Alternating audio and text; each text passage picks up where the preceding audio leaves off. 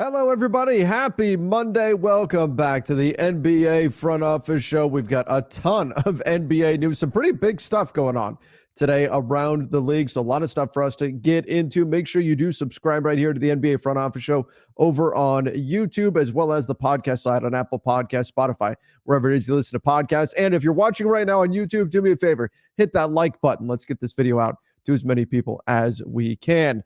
Joining me, as always, it's Keith Smith. Keith, you got the fresh tan from the sidelines of the soccer field this weekend. You look ready to go. Yeah, it's more sunburn in parts than tan, but tan will come in a little bit. Meanwhile, half the country is like, "Wait, tan? What? Like, come on, we're still buried in snow," and they don't want to hear it. But yeah, we're on the soccer field all weekend, and it was it was actually cold here. It was down in the 40s, which is kind of chilly for us, but it was sunny, so still got a little bit of that sun action. But yeah, man, for considering we're in a semi-transactional dead period, right? We get kind of the end of the buyout market. There's just a lot going on with just big stories around the league right now. Yeah, there's a lot taking place, a lot happening. Let's just jump right into it because we've got so much going on. And this came out right before we started recording here.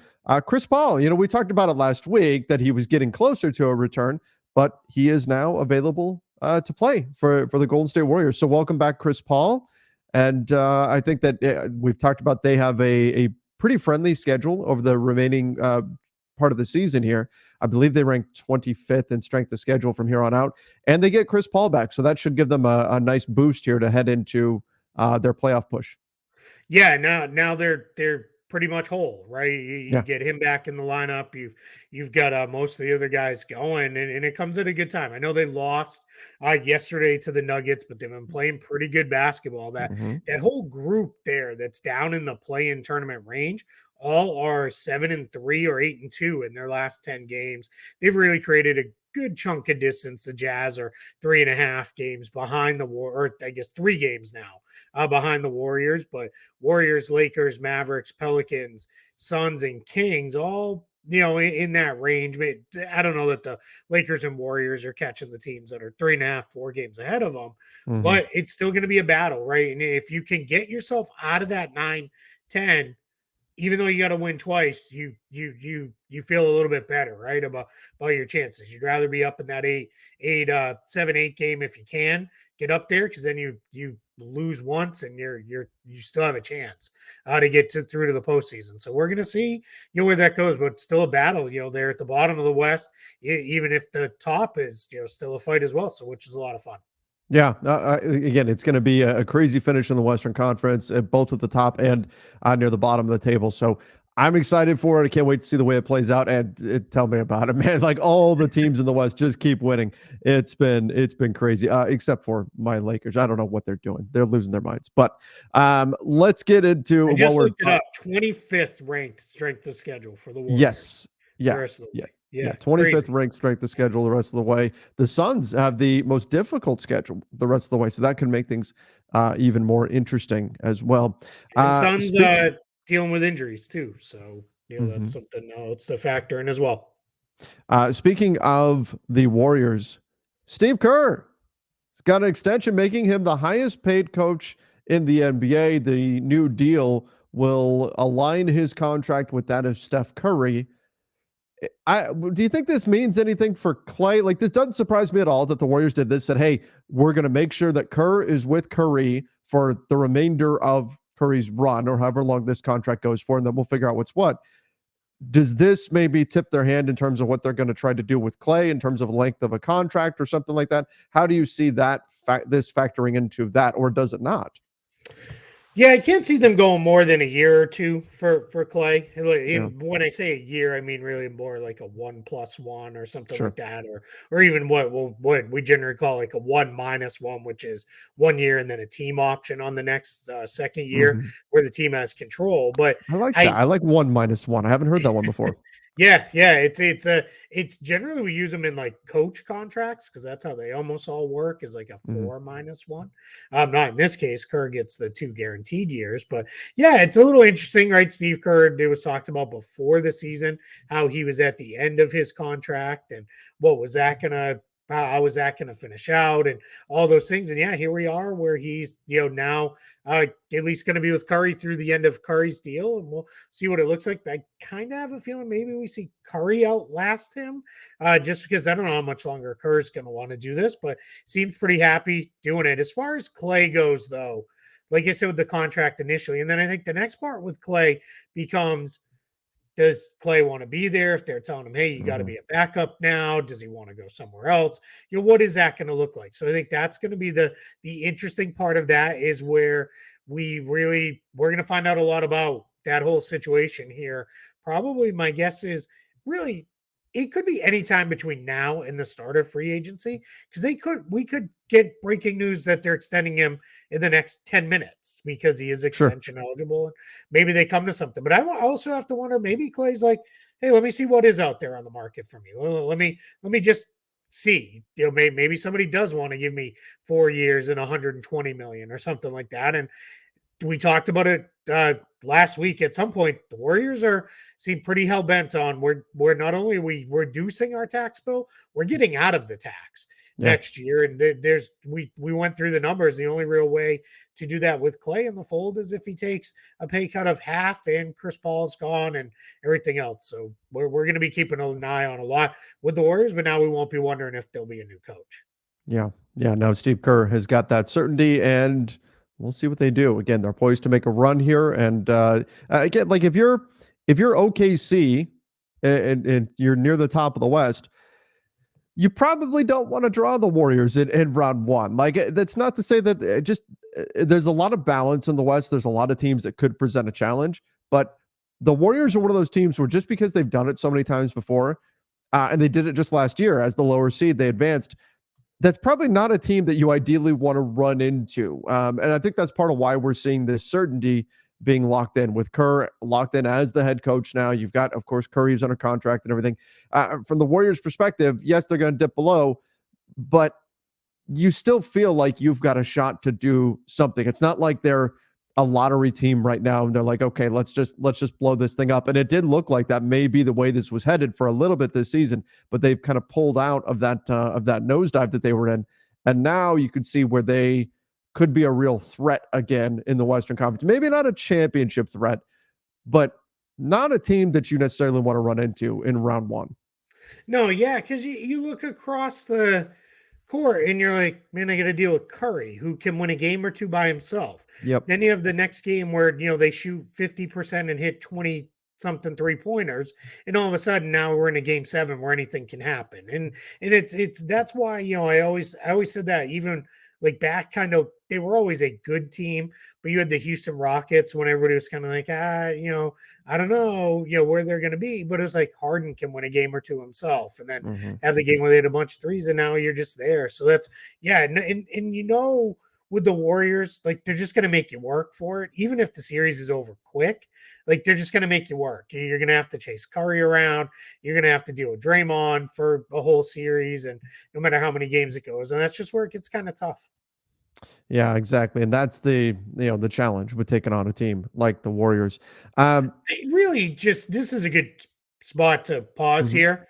Like, the Timberwolves, the Thunder at the top of the conference, we'll see the Nuggets, the Clippers. Like, they got to be looking down there and being like, man, like Curry, LeBron, Luka, maybe KD. Like, what the heck? Like, we played all year, earned this great seed. Now we got to deal with one of these guys probably in the first round. Like, it just feels like a task where it's like, what is going on here? You don't want to knock like the Kings and Pelicans, but I got to wonder if there's going to be some, hey, give me one of those two teams versus one of those teams with the star guys. Because like Luka, LeBron, Curry, KD, like, not only you're going to deal with how great they are, but those are guys who they could take 15 free throws a night in a playoff series. You could have all that stuff too, which, everybody always loves when you're on the other side of playing against that kind of player. So it just becomes such a tricky spot to be in. It's going to be really fun to watch how that all works together. Yeah, and you have to remember, in the West, there's a team that essentially got eliminated by injuries, and that's the Memphis Grizzlies. Yeah. That would easily be in the mix if everybody was healthy. So I mean, it's the Wild West. It's the way it goes. The West would certainly be a fascinating. Houston are getting better. Like, they're getting better, and Wemby's getting better. I mean, sure. Good And Lord. someone else will fall out next year because it's just how it Sure. works in the league. You're not going to have 13 great teams in a conference. It's just not how it works. So somebody else will be the team where it's like, oh, what happened? They'll be this year's Memphis. But yeah, you just look and it's like, yeah, like you said, Wemby's there, and they're going to add another high pick to that team. And it's just like, where is this going to go? That's just as a quick aside. That's been my thing with the Western Conference for going on 2 decades now, where it's been in the West, whatever team gets pushed down because they're the bad team that year, they end up with a great draft pick, but they're not like truly always a bad team, Yeah. right? So sometimes they add a really good player to a team that's already kind of moving up, and then the next thing you know is you're just it's like, man, like these guys are loading up because, like, does anybody think the Spurs are a truly bad team? Like, they're bad today, but they're not gonna be for the next Right. 5 years. Like, and they're gonna add another really good player. So just that's where the bottom of the East, it's been like the same crap teams at the bottom for years. Like, just kind of cycling through the same 4 or 5 teams at the bottom. A couple of them are finally starting to play better and move up. So hopefully there's a little bit of hope there. Yeah, it's going to be a crazy finish in the West. You've got a lot of teams that are really, really good and are going to be good, for a while here. And like I said, the East, the East is more top heavy than the West is. You've got a few teams at the top, and then you've got a big drop off after that. The West, there's quality pretty much throughout until you get to like the bottom few teams there, and those are all teams that are on the rise that could give you a run any given night. So we said it coming in that the West was going to be really exciting, and I think that's the kind of finish that we're in for, and it's only going to continue to be so in these future years here. Um, all right, speaking of a team that may be kind of falling backwards into the playoffs because they're in the East, or into the play-in anyway, the Atlanta Hawks. Trae Young is now out for, it looks like, a month due to hand surgery. And Keith, number one, this is terrible for the Hawks and Trae Young to lose a player of his caliber, no question. But I also wonder if this is the silver lining here is the Hawks get an early glimpse at what life can be like should they decide to go ahead and pull the trigger on a Trae Young trade this summer and just sort of hand the reins over to DeJounte Murray. They can kind of get a sense of that now over the next month. Again, bad news that Trae Young is out. Not a good thing at all. Just saying this is sort of what they can at least benefit from in terms of their decision making over the summer is they get an early glimpse at what a post Trae Young world could look like. Yeah, absolutely. And that's again, you got to make the best of these situations. And yeah, you could get a look at it and say, man, we hand the ball to DeJounte Murray, we up Jalen Johnson's role, and all of a sudden we've kind of stumbled into something here that seems very workable for the foreseeable future. So that's where I think if you're the Hawks, you're just going to make the best of it. Like you said, yeah, they're kind of going to stumble into that final spot in the play-in tournament almost seemingly just because the Nets and Raptors aren't. So like the Nets are going the complete wrong way. They've lost 4 in a row, and they don't look like they're going to be much of a threat. They're already 3.5 back. The Raptors are 4 back. Never mind. I mean, the Hornets are 10. That's done. That's not So happening. Yeah. yeah. So if you're the Hawks, like you're a couple games off of the Bulls, but you're probably not even catching them. So yeah, you just kind of just gonna play it out and see where it goes. You're gonna get your late lottery pick, most likely, barring a couple game run in the play-in tournament that puts you in the playoffs. But I think make the most of it, see what things look like a little bit. Not great news over the weekend too on Onyeka Okongwu. Instead of coming back, he's going to be out a couple weeks as well with that toe sprain, injury, ligament tear. Who knows exactly what is going on there? There's been a couple different descriptions of that injury. So yeah, and it's also been suggested with Trae Young is like what? Why? Like why is this happening now? And I think one of the things that you look at in this situation with Trae Young is you can kind of look at it and say, why not? Just get this fixed. Like, there's no reason to let this linger. If it's something, I know it's like in the pinky finger on his left hand, which in theory, could he play through it? Yeah, if they're probably fighting for a home court advantage or for a top 6 spot, yeah, maybe he does play through it. But other than that, let's see where it kind of goes. And they're probably for the Hawks is let's just get this taken care of and figure it out. And if you're Trae Young, it's probably like, yeah, I don't want this lingering over me going into the off season and For everything sure. else either. So just get it done. Yeah, absolutely. Get this thing done now, and then we'll see what the summer looks like. DeJounte Murray looked really good last night against the Magic. They actually got a win, and he almost put up a triple-double, 25, 9, and 11.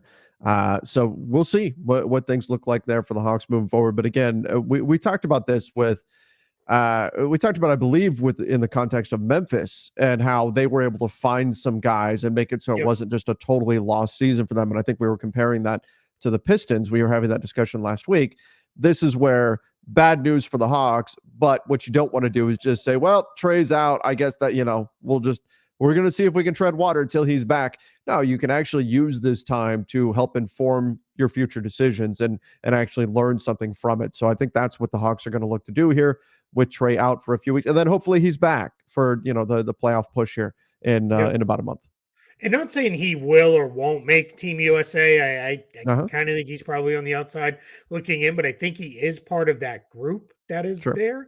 So I think this gets this cleared up, and hopefully he can be part of that, camp, practice, tryout, whatever you want to call it, before they name the USA basketball team for the summer's Olympics. And that could be a factor here as well. Like, let's get that all cleared up, because I want to get out there and compete for a spot and compete against the best American born players, or at least American representing the United States, because Joel Embiid, we'll see what his status is, but clearly not American born, but is an American and going to represent the USA. So we'll see what happens with this. So that'll be fun to see how that all comes together as well.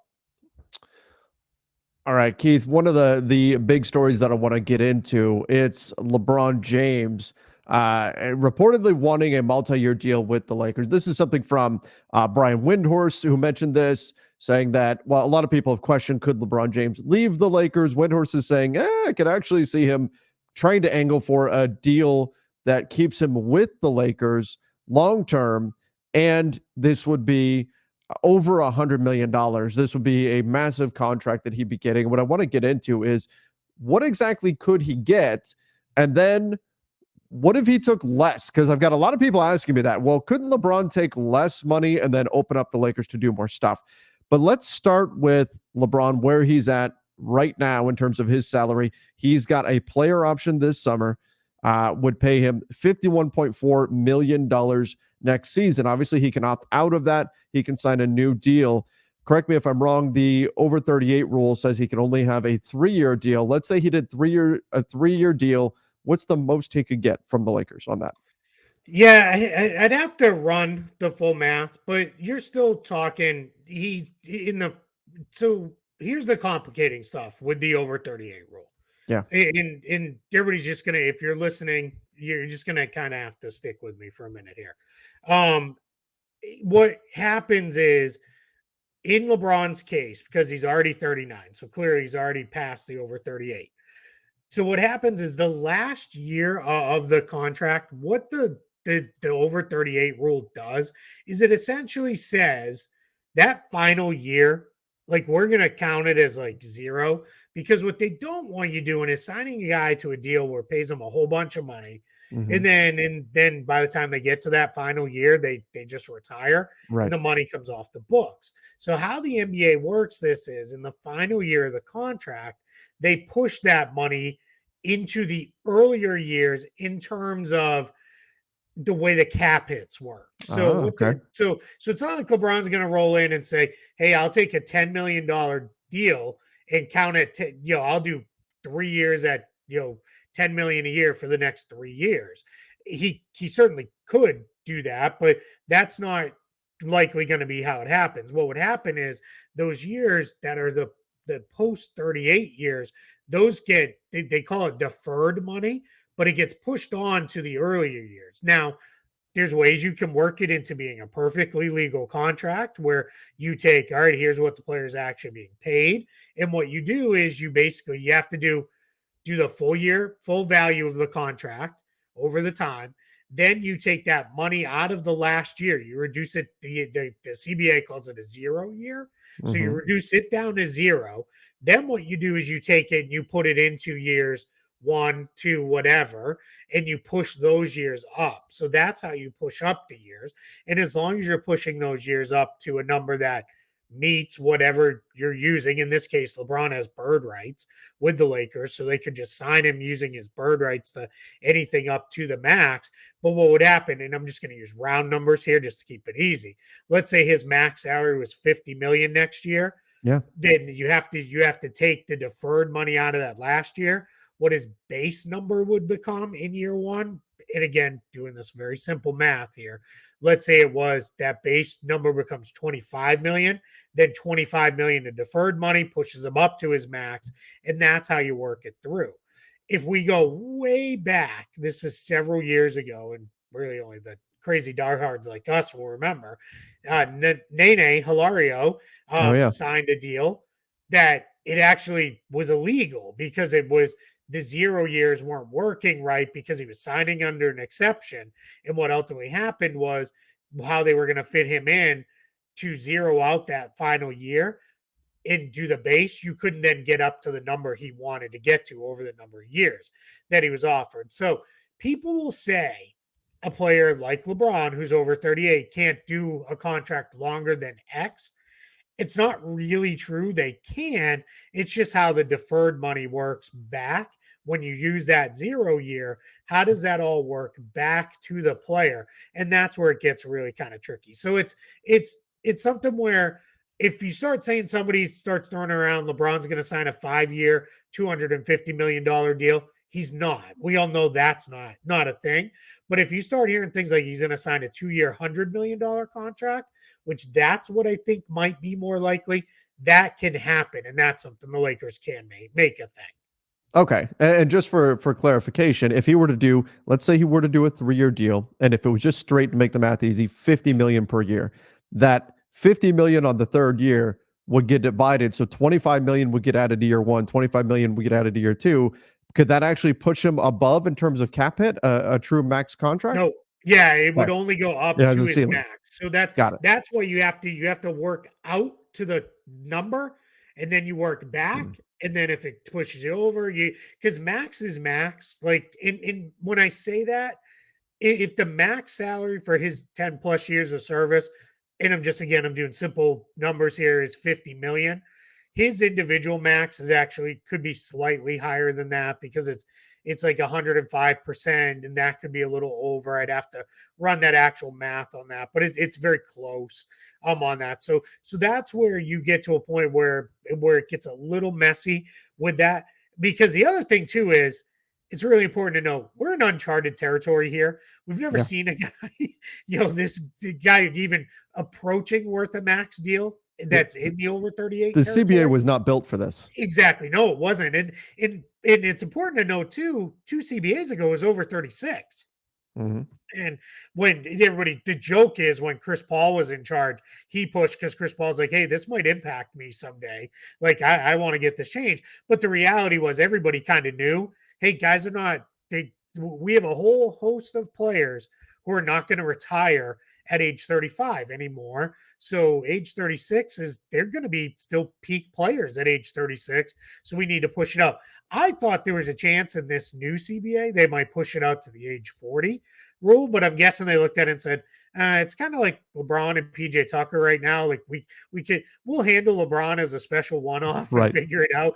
PJ Tucker, we're not too worried about. And the rest of the guys are probably still going to retire before 38 or around 38. So, but eventually, as players play deeper and deeper, that'll probably push to age 40, and eventually it'll probably be like 42, 45, whatever it is, and we'll see where it goes. But yeah, so what they're going to do is they're going to agree to a number, and then the Lakers and LeBron's reps, they'll backwards math it into being a legal contract. So is in terms of cap hit, he's probably still going to be shown as a max player on the Lakers. Like you have the spot track page up right now. Yeah. We'll probably still display him as a max player. It'll just be the way the breakdown will be if you really want to dive in. But for all intents and purposes, he will be a max guy at 50 million a year or something in that range. Okay, so 2 things left I want to get into. Number one, should the Lakers do this with LeBron? And then number 2, what if he took less? What would their cap situation look like from there? So first of all, should the Lakers do this? I know, and I think there's two ways to look at it. There's from a basketball perspective and there's from a financial perspective. From a financial perspective, the answer is 100% easily yes. Doesn't even take a second to think about it, because he's going to return many, many times the amount of money that you pay him. He's going to bring in revenue.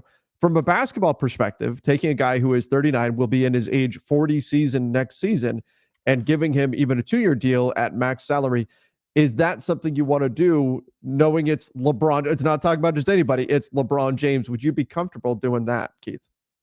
I would be. Yeah. Like, it ultimately comes down to, is 50-ish games of LeBron worth this? And to me, I think the answer is probably yes. They have to be the right 50-ish games. And I'm just being realistic. I don't think you're going to see him play 70 games again in a season. I just don't think it's going to happen. Not, he, like we said, we're in uncharted territory here. But I think we're in a spot where we could see this be, yeah, we got to pay it, because what that also does is, and this is something the Lakers have done well for years, the contract they gave Kobe at the end, no one else could have, because of the way the rules work. But everybody's like, all right, they're paying him because he's Kobe, right? They're taking care of him because of everything he's met.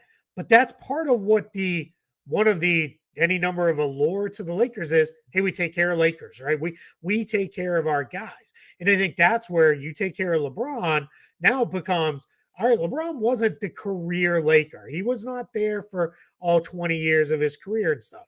So that becomes, hey, even that, they take care of him. And then when it's the next guy after LeBron, that guy may come in and say, hey, I'm 30 right now, but I don't want to leave the Lakers. I want to play the next 7-8 years of my career out as a Laker, as long as they're still worth it. Yeah. If LeBron was averaging 15 points per game on horrendous efficiency, Yeah.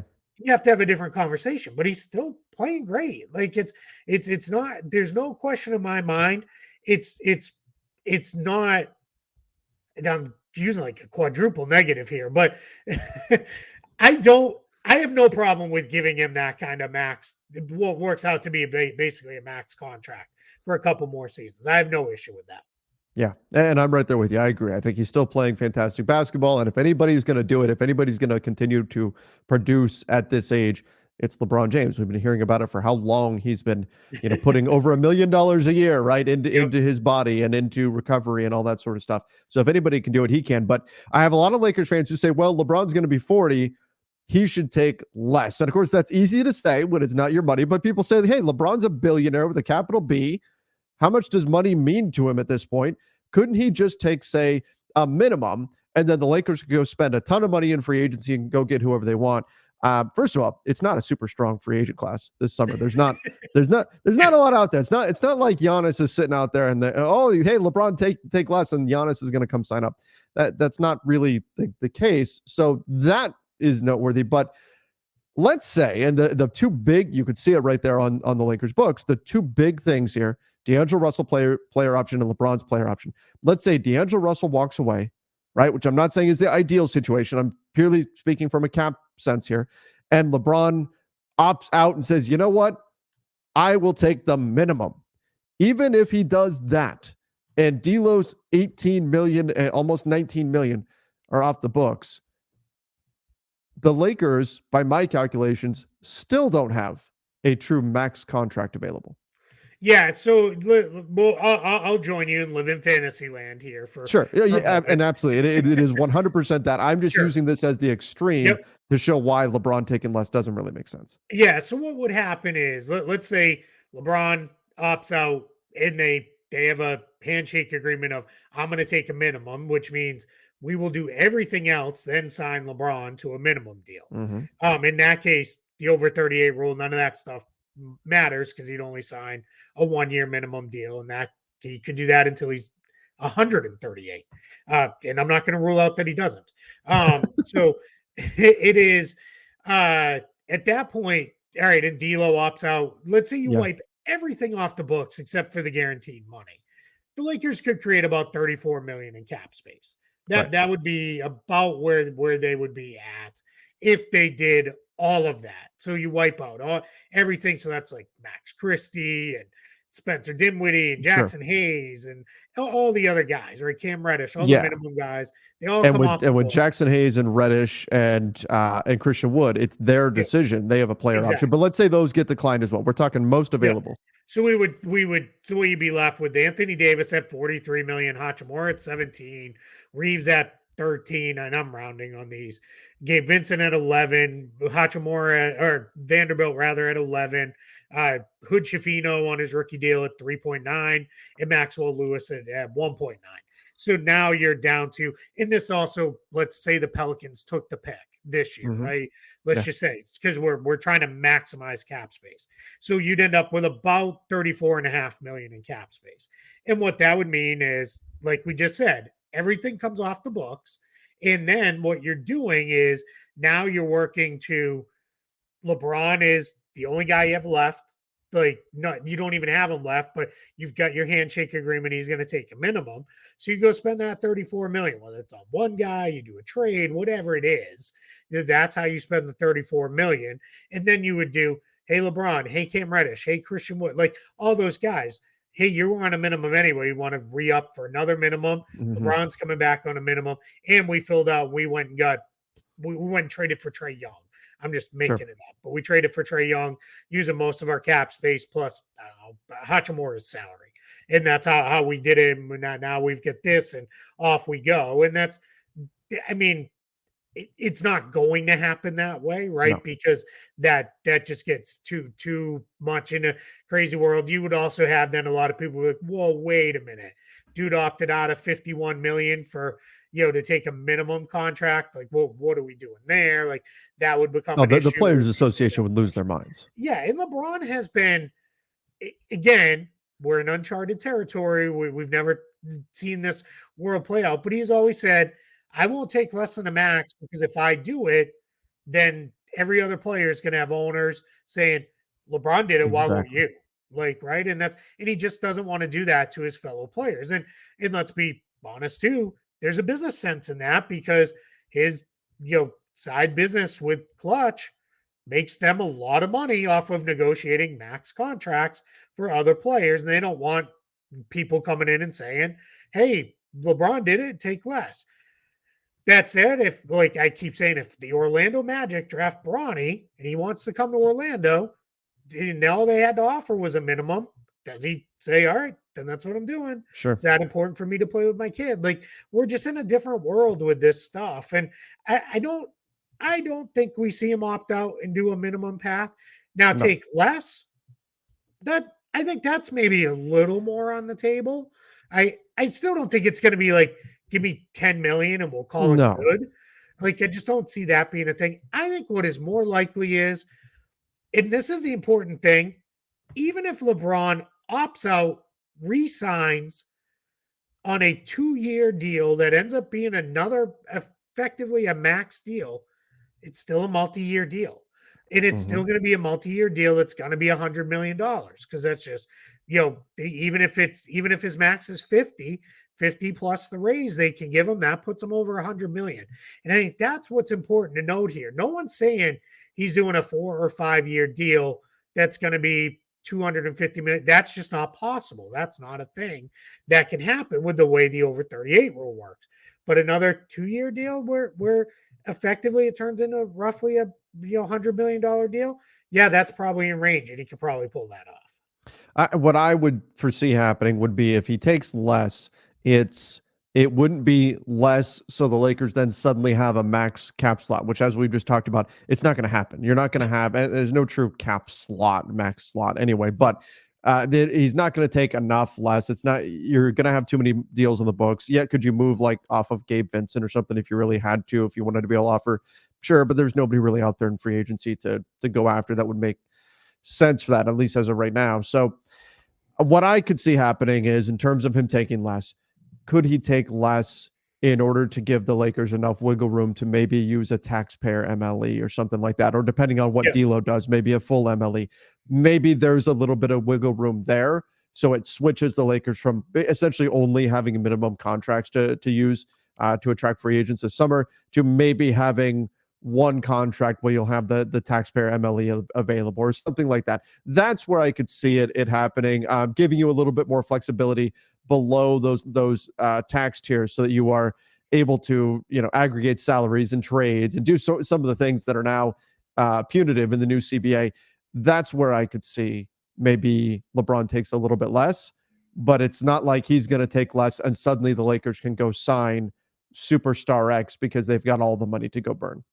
Yeah, exactly. Like I don't at this point, like probably that outside of LeBron, the best unresolved free agent right now is probably Paul George, Yep. maybe James Harden, and I don't see it turning into hey, LeBron took a minimum and those guys moved across the hall. Like I Yep. don't think that's going to be at that. Well, and that's not even accurate because they won't even be across the hall Right. anymore. They'll be across town. But like I just don't see that being a thing. That's going to happen. I think you're right. I think it could be all right, I'm in the stage where at this point it's going to be a balance of where do I want to be? Is my kid coming out or not? Do I want to play with him? Depending on where he goes, no matter what. And I want to win, right? And I don't know what order that necessarily is in. Maybe that is the order. But I think if it's I want to be with the Lakers. Bronny doesn't come out. Let's take that out of the equation for now. Then we're probably hitting towards the point where it is. I mean, I don't need another max deal. I can take a little less. And when everybody else starts chirping, well, LeBron did it. Everybody else can say, okay, cool. When your dude's 39, I'll talk about it with you then, right? Like right. when he's 39 and still playing near a max level, we can have the conversation because I don't know that would be a real thing. So I think now we're into a spot where, I could see it being, I will take less to the point where does this open up the full mid-level? Does this keep us under the apron and open all those things up? It's kind of, in a way, similar to like where the Warriors are at, right? With we're trying to reduce our bill to get it. I don't know how much of it is. We don't want to pay $500 million anymore for this roster of payroll plus taxes. I think it's somewhat to an extent of, hey, we don't want to pay $500 million anymore because now we're limited and we know we've got holes to plug left and right all over this roster. Let's make it easier to make these moves. And that becomes the conversation point of that's why Chris Paul, you got to go, and Klay Thompson, you got to take less. And that's the same spot the Lakers are going to be in, same spot a lot of these teams are going to be in. Some of them are just, they're a little deeper. Those questions don't need to be asked today, but when they need to be asked, it's going to be the same thing. Boston will be there in a year or two where it'll be, all right, where are we going with this? Because, and especially if you're not winning championships, it becomes a lot harder to convince an owner, hey, just keep shelling out. Just keep shelling out. We're close. Yeah. Like it's got to be, no, we're there because otherwise, what are we doing? Like I don't want to pay this much money for a team that isn't bringing home, titles at the end of the day. Absolutely. Yep. And that's something that that will be an interesting dynamic to watch play out around the NBA. All right. Well, that's enough on LeBron and the Lakers. I think we'll see what ultimately comes this summer with them and this situation. But let's jump over you. You mentioned them. You mentioned Paul George. You mentioned James Harden. The Clippers. Not only are they getting a new arena, but they're also bringing in a new uniform. Yeah. A new look. So they're rebranding. And I'm going to put this up on the screen so everybody can see. I'm just going to go over. Zach Lowe wrote an article on this for ESPN. So I'm just going to share that article. It's included, a ton of really good images here. And I wanted to get your thoughts on this, Keith. Here it is. There's the old logo that we're seeing right now, which is it popped up. There we go. There it is. Okay. There's the old logo that we've got right now. Yeah, I don't like it. It's gross. Yeah. It is. Here's the new global logo and the new icon. And this is what this looks like. I want to get your thoughts before I give you mine on this logo. I like it. I know people are saying it looks like it's a logo for a cruise line, and I get it. Like I do get that, but I'm going off of where it was to this. Sure. It's night and day. Like it is way, way better. And I don't know. It's to me, it's like I think of a Clipper as like I always think of it as like a fast like sailboat. And this is like looks more like a battleship or cruise ship or something, but I It don't know. I does. think it's kind of cool. I like the stylized C. That's a compass. Like I think that looks good. I like the color scheme. Like I'm in on all of it. So I think of a clipper as a unwanted house guest. But no, but a clipper in actuality is a ship. I Yeah. think the three kind of, I don't know if we want to say box rectangles that you've got like above the ship itself. I believe those are probably supposed to be sails, but it does kind of look like more like a battleship type shape. It does look like a cruise lines Yeah. logo. Those I'll, look I'll like tell you what. decks on a cruise ship. Yeah. Yeah, and I'll tell you what. I like it overall. I think it's good. The only thing that got me is my initial read, and I know it's supposed to be a compass. It looks like it's in a crosshairs. To me, my Yeah, a little initial read bit. was that it looks like the ship is in a crosshair, like somebody is targeting that ship. That was my initial read on, and then I did a second glance and went, "Oh, okay, it's supposed to be a compass. You know, that's with the directions there." But then I did like the little detail on the ship itself that it looks like you've got like the pattern of a basketball, the seams of a basketball, like on the side of the ship. I thought that was clever. So overall, I think that's an improvement for them, but just the little thing. It looks to me, it looks like the ship is in a crosshairs. So pause on that. Oh, scroll back up for a Yep, moment. yep. Here we go. This one here, it has Zach notes in the piece on ESPN.com. In league rules, you have to have the full team name Yes. in your primary global logo. Um, so I actually think it looks a little better in this version. It Mm-hmm. just to me the red circle outline, it just closes it all in and makes it look a little bit cleaner. Yeah. In the bass like making I'm gonna somebody who is big into ships and all that's going to yell at me here, but the bow of the ship, I believe that's that front part of the ship, right, Yeah. is looking like a basketball. That used to be an NBA rule that all logos had to feature a basketball element Really? in them. Yeah, that's why you see some of the logos are like, man, you kind of force the basketball in here. Right. That used to be a thing. If there wasn't a direct basketball, there had to be some version of a basketball. So yeah, now I think where you're going next is the court, Yep. right? That's the next part down.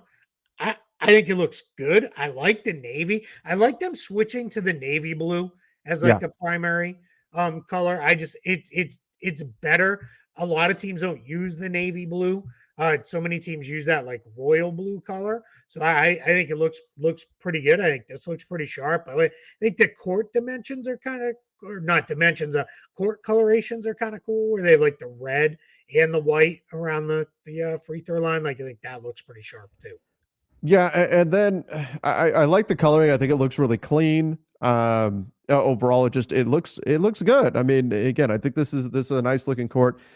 And then I like having the coordinates on the floor as well. Like it just leans into the nautical theme because for Yeah. so long, so many people would say, "What the hell is a clipper?" Like a lot of people Yep. don't. It's just not in our modern vernacular to call a ship a clipper. It's just not.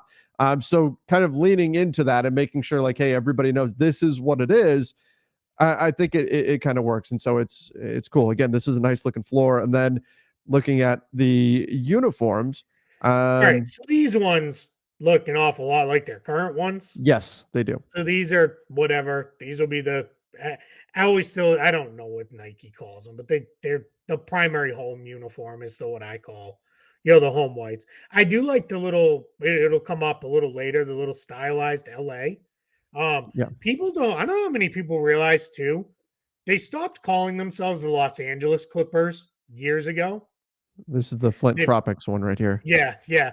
That one's a little interesting, but we'll see what it looks like. Those look pretty sharp to me. I really like the navy ones, which were up a little higher. I'm gonna The get this flags, go logo. back up to Paul George real quick. Right there. You can just see it under his arm. They have the Yeah, nautical flags for LA and C on the side piping, which is pretty neat. that's I think cool. that's a nice little touch. Yeah, and then if you were going down to that stylized LA, they don't call themselves the Los Angeles Clippers anymore. They're the LA Clippers Right. now. So they're really trying to lean into it. And there's a quote from I can't remember if it was Balmer or someone from the marketing team, wherever it was. But one of the things they said was, we don't we our fans really like the LA and they wanted to make it for a hat. Like they thought it would make a sharp Mm-hmm. hat, but they didn't want it to be the interlocking LA that was too tight with the Dodgers, because Right. then it looks like it's a Dodgers ripoff. And I think they did a pretty good job with that as well. I think that looks pretty sharp there. So those are the secondary logos. The Clippers and the Clips logos. Those are the belt, like what would be like the belt buckle, I guess. But that's like the middle of the shorts logo there. So all around, I think they did pretty good. They're going to introduce the powder blue, the sky blue at some point. They said that that'll get introduced into it. So is it perfect? No, it's still little too minimalist to me. Like, I Mhm. don't know. I grew up on those cartoony 1990s uniforms where it's The like, I always think of the you know, Pistons jersey from the yes, 90s yep, the instantly. That's the Pistons one and I the go to. Rocket, the angry Yep. Oh, Rocket the that was like, Rockets. Yep. I'm gonna fight Yep. you. Yeah, those ones I just but these are all they're all pretty good to me. Get rid of the gray. I don't like gray uniforms. Like No. that looks like to me like a Dodgers uniform, but like get rid of that. But all the rest, yeah, I'm all right with all of it. I think Yeah. they did okay. I think the LA works out pretty well Yeah. for them. That's a good one. And it's unique to them, right? Like it's Hmm. different looking than anybody else's. Like you'll see that and you'll know, like, all right, that's Clippers. Last thing I had on this, really interesting, noted in the article by Zach. Steve Ballmer seemed like he was like, I want to change the name. Like, let's change the team name. And the fans were like, no, like, we like the name. Like, don't change. There Really? was one part in there, it's described early in the article where it said outright hostility at the idea of a name change. So I think that is like, hey, if you don't have a lot to attach to as a franchise, I'm okay attached to that. Yeah, I mean, it's not like the Clippers have this like glorious history that you Yeah. want to maintain. Like I understand why he would want to change it. And again, going back to a lot of people could say, "What the hell's a Clipper?" Right? Yeah. Like it's not. And again, not every NBA team name makes sense, especially once teams move. Like that like the Jackie Moon movie, right? You've got Yeah. Flint, Michigan tropics, right? I mean, It's kind of the Lakers, like yeah, Lakers it are doesn't you make know a they're lot of supposed to be from sense. Minnesota. You've got the Yeah. Utah Jazz. Yeah, yeah. That doesn't make any Well, sense, right? you know the movie Basketball, Yeah, where they're like because if anybody has it, one, if you're watching front office show, go watch Basketball because it's yeah, funny. It's crude and crass, but it is a funny movie. But at the beginning, when they're talking about how professional sports have died, they go through it and they're like, the Lakers moved from Minneapolis to Los Angeles, where there are no lakes.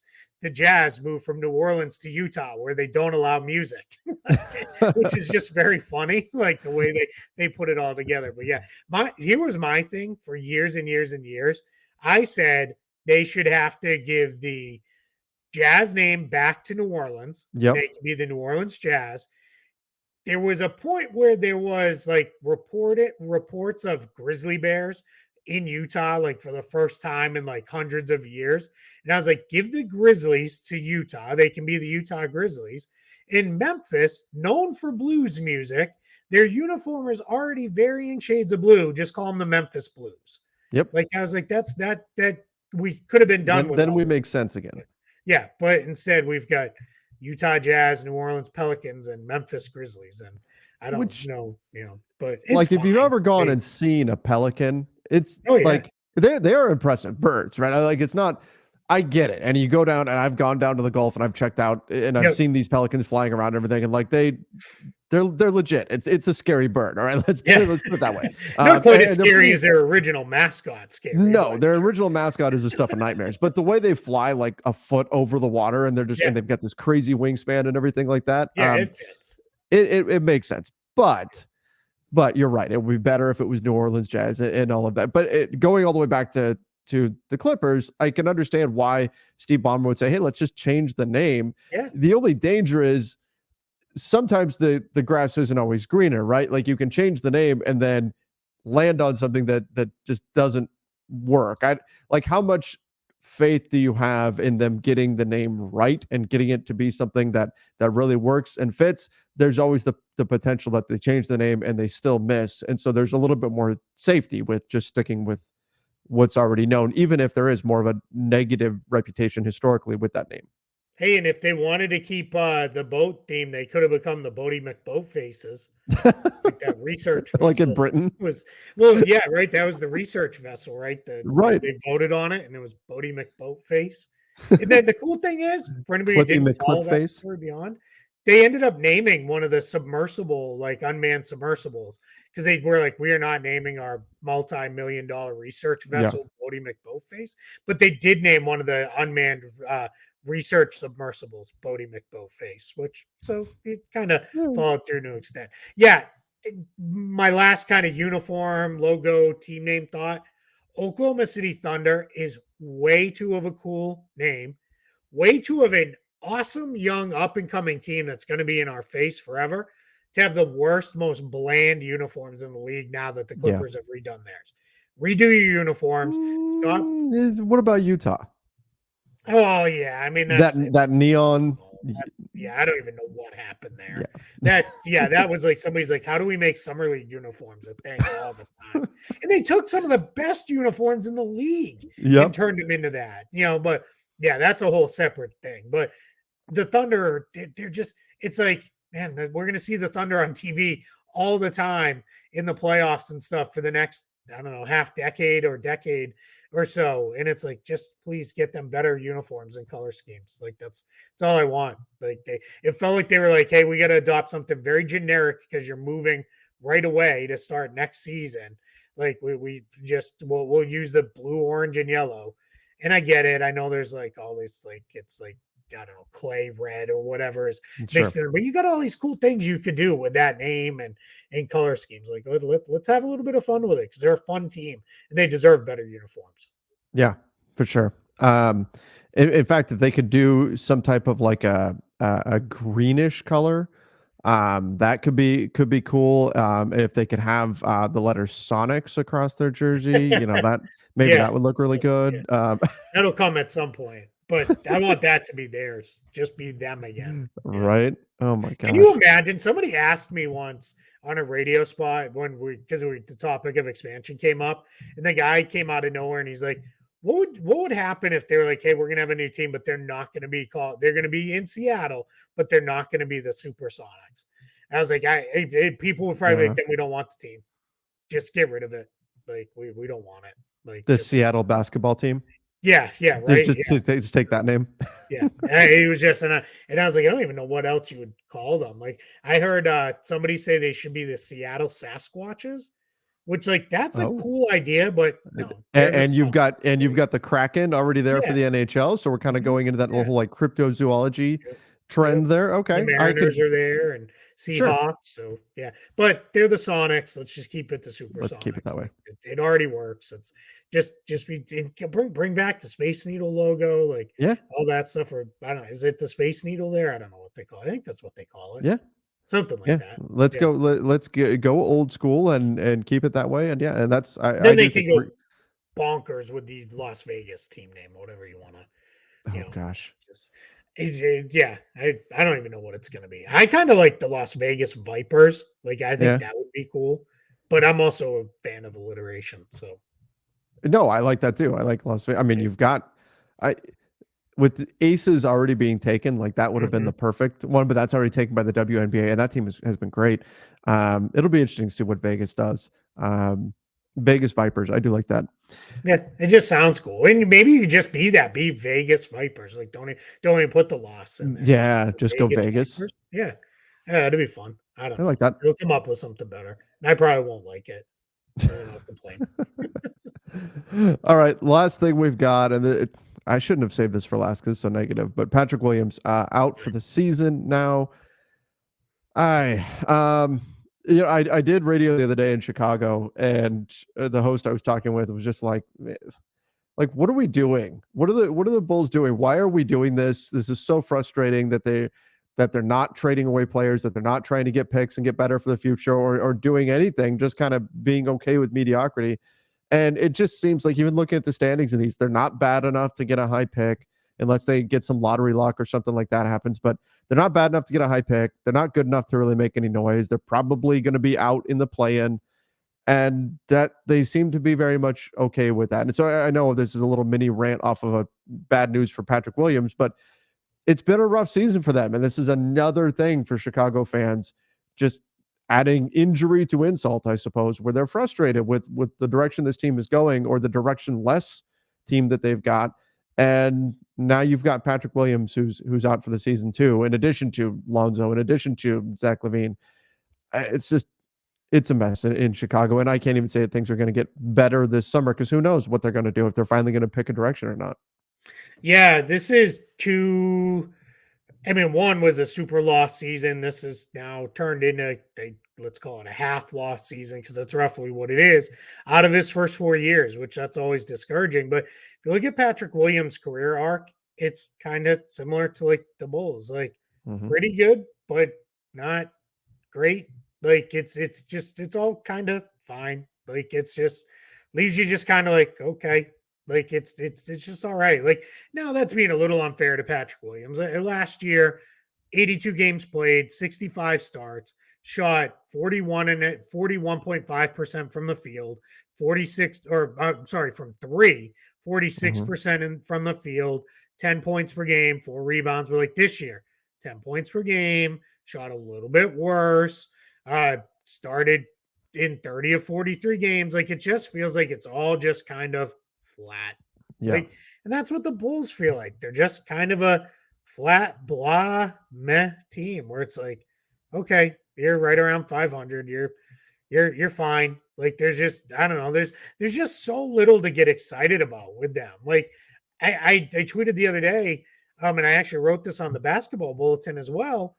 Like Kobe White's been really good. Like that's been like kind of one fun story. Like DeMar DeRozan still does his stuff. Vooch still kind of does his stuff, but there's just nothing exciting about that team. Like there really isn't. You can't even get excited about the kids because they're hurt.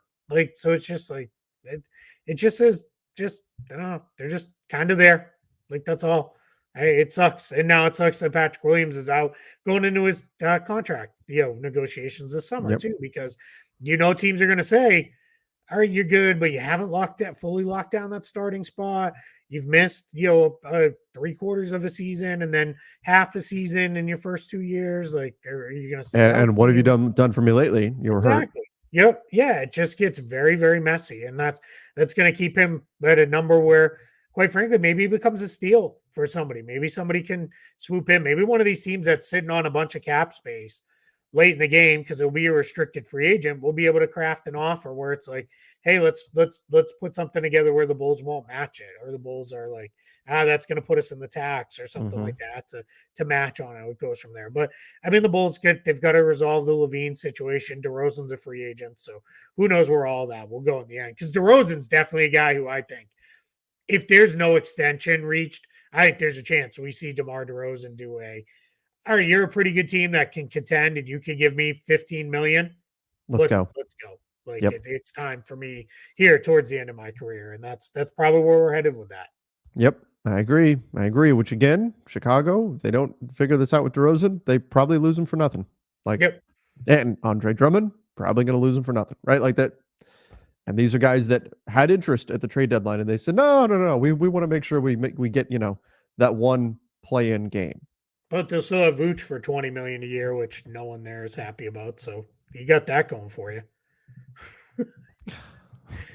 Yeah, it's just. I feel bad at this point. I feel bad for Chicago right now. Yep. I'd much rather be like the Wizards, where it's like, all right, man, we stink, but like we're at least trying something. Like, this commitment to mediocrity is not. I don't know. Just can't really get there. Oh, here's some good news for just to close things out. MRI results for Jonathan Isaac with the Orlando Magic. No significant injury to his left knee or leg, and he's questionable to play Tuesday. Yep. That's great. It's better for a guy who's could have been dealt with a lot of injuries. Yeah, exactly. A guy whose career is not gone where we thought it might at one point. But he's not as hurt as we were afraid he could have been. So big time. We'll take that's huge for them. Right there, man. They are right there, battling for the to get into the top 6. They're only 2.5 games out of 4th, right? Crazy. So I mean, that's gonna be a fight all the rest of the way in the East. Really from like 4 to like 8 is gonna be a battle. So that'll be fun. All right. Fun Monday show here. Thank you, everybody, for watching. Make sure that you do subscribe to the YouTube channel. And don't forget, over on the podcast side, follow us on Apple Podcasts, Spotify, wherever you listen to podcasts. Of course, you can find us over at the Basketball Bulletin as well, over on Substack. I'm going to have something new coming out a little later today. I know, Keith, you always have your game notes coming out early in the morning. Basketballbulletin.substack.com. Guys, go check that out. And make sure you subscribe over there as well. Till next time, everybody. See ya and stay safe.